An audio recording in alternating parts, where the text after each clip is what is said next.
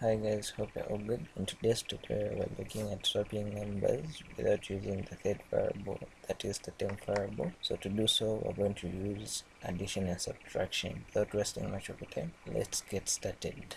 With your IDE open, create a new project that you're going to work with. As you can see, I've already created a project, and this project is called number swapping, and I've also included an empty file where I'm going to write the code. So I'm going to start writing. To start, I'm going to include the header file needed. Include stdio.h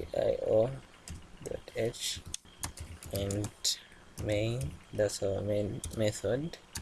Inside the main method, I'm going to need two variables of int type. So I'm going to say int x is equals to 7, int y is equals to 8, and to print out these numbers before swapping them, I'm going to print them down here using printf.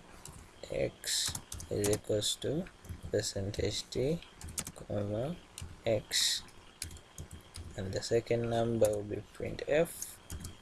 Y is equals to %t, comma y. Okay, then I'm going to print some dashes to just separate the swapped numbers and the numbers before swapping them.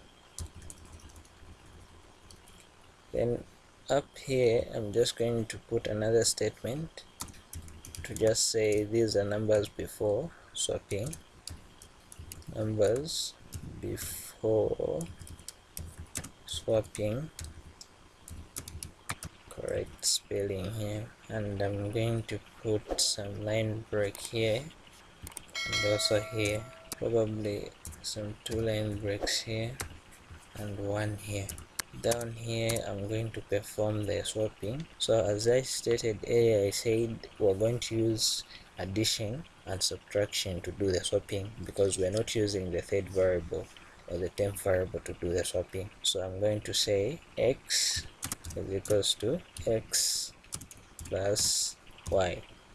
Here this means to say in the variable x I'm storing the number x plus y. Then down here in y, since we added x plus y and stored in x, I'm going to say now x minus y, and that is the number that is going to be stored in y. Then down here I'm going to say in x finally I'm going to store a number x minus y again. By doing this, I've performed the swapping. Then I'm just going to copy this here so that we print the swapped numbers down here, and I'm just going to make some few amendments here. I'm just going to say after swapping. Okay, so we have number before swapping and we printed the numbers before swapping them, and down here we have numbers after swapping and we have the numbers printed as in after swapping them. Here is where we perform the swapping without using the third variable. Yes, this is it. We're done writing the code that swaps numbers without using the third variable of the temp variable. Now that we're done writing the code, I'm just going to run it so that we see if the output will be what we desire. Okay,